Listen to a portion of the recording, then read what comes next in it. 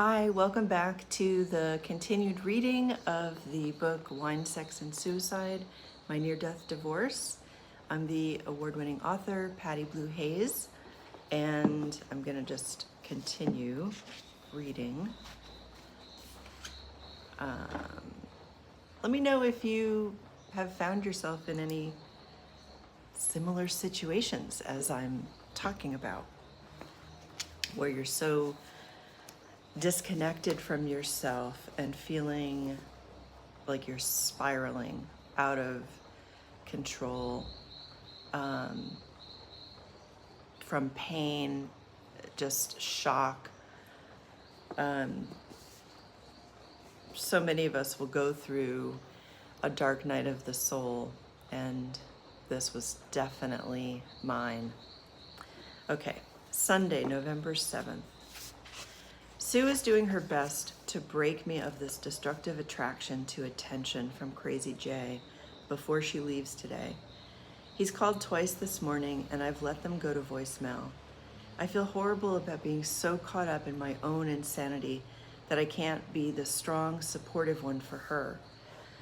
But I know her, and being able to help me gives her a sense of purpose and distraction from her prognosis. Yesterday was a good, safe day. I was in the care of the wise elders, a group of women I met at a local yarn shop where we all used to gather on Friday evenings for knitting and wine. I managed to straighten up the house as they arrived with bountiful knitting baskets and grocery bags full of bread and cheese, chocolate and cookies, and of course, wine. Their hugs were a bit stronger than usual, and I felt protected having them around me. As a group, we've all been through a lot. Although I used to think I was relatively unscathed from the unsettling life events they all dealt with. For instance, Brenda, who always manages to wear a bit of purple, has endured years of a workaholic husband, forever making empty promises of retirement. She deals with her depression by adopting animals. You'd never know by hearing her guttural laugh that she could go weeks without leaving the house. Jean Marie marched right into the kitchen and knew exactly where all the utensils were for the plate of cheese, olives, and dip she brought.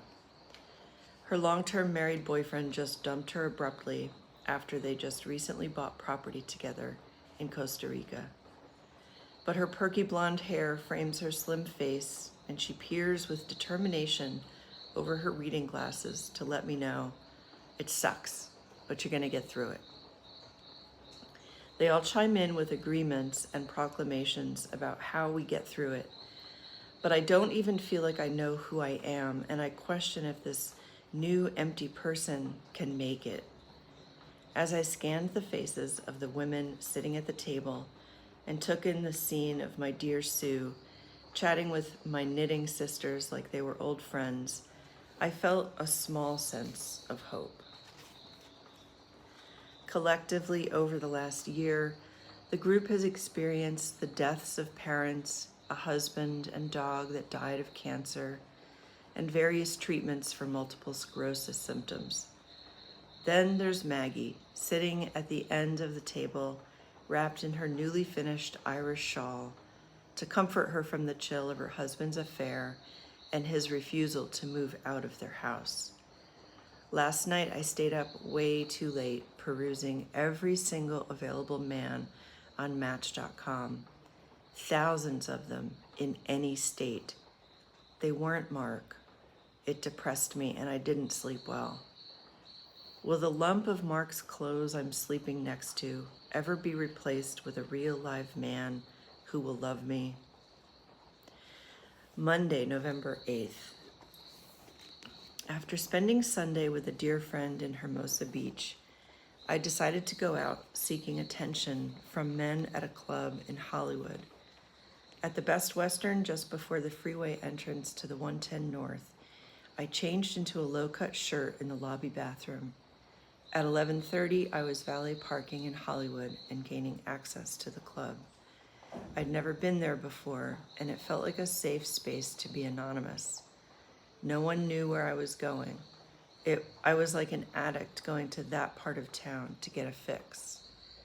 The club was in a larger complex, and I walked up the expansive staircase to the entrance, feeling a bit shaky.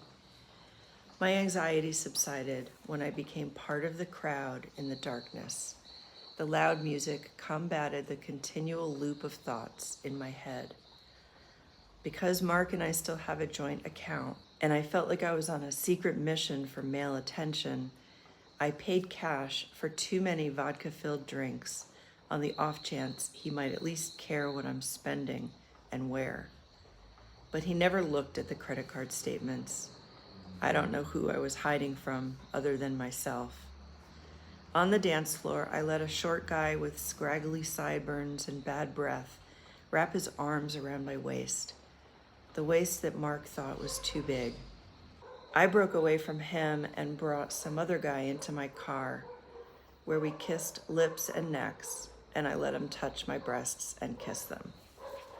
As he breathed deeply, slobbering over my breasts, I felt nothing but conquest. I'd set out with the intention of gaining male attention. I had succeeded.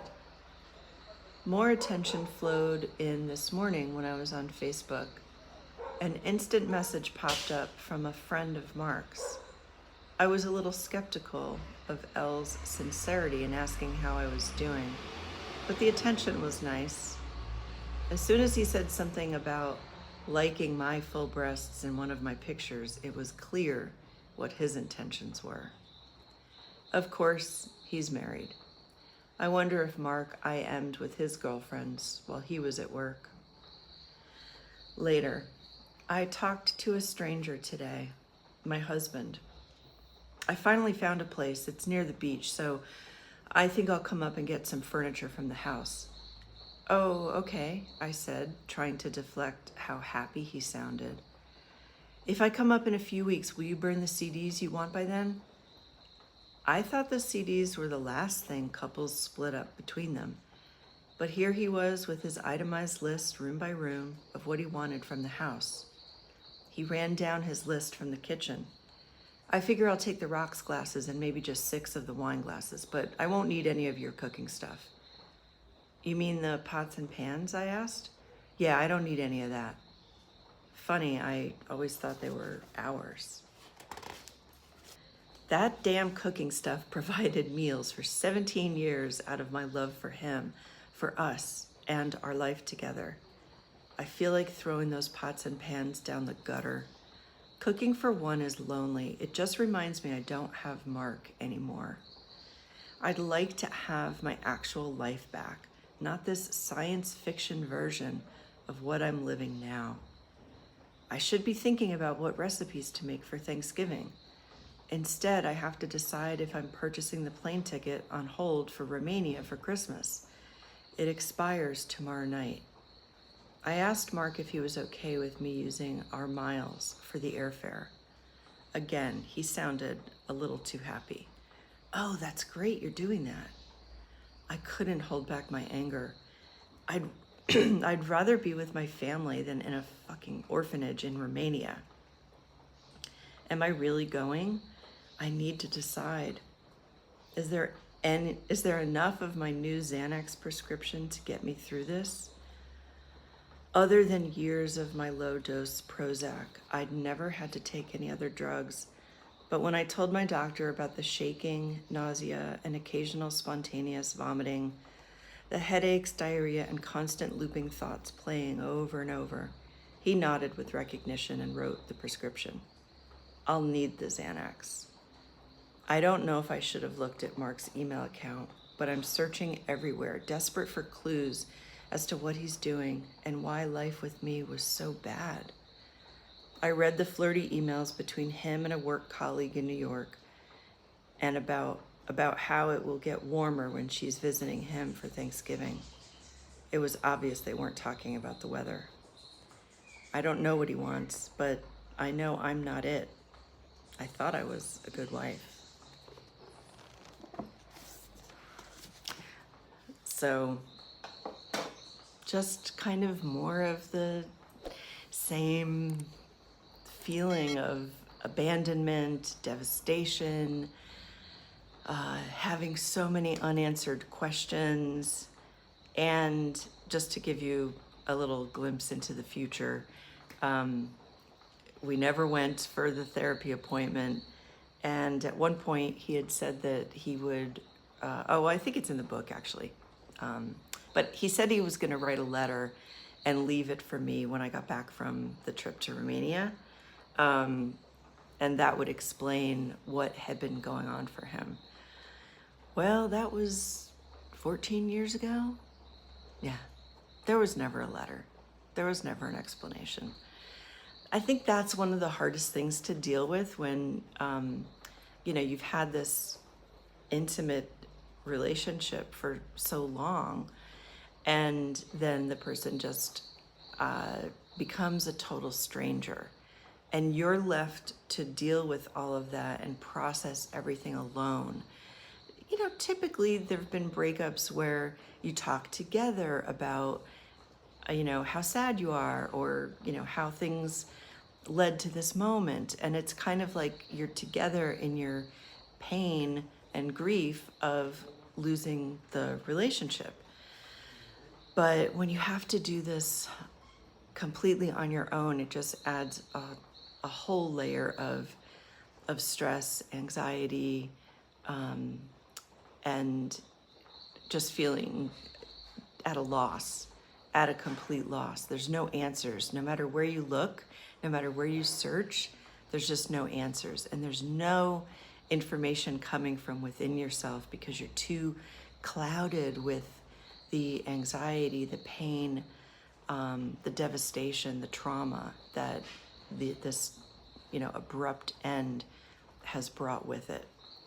So I will leave it there and we'll pick up next time. Thanks for tuning in. Subscribe if you want to keep updated on the readings coming up.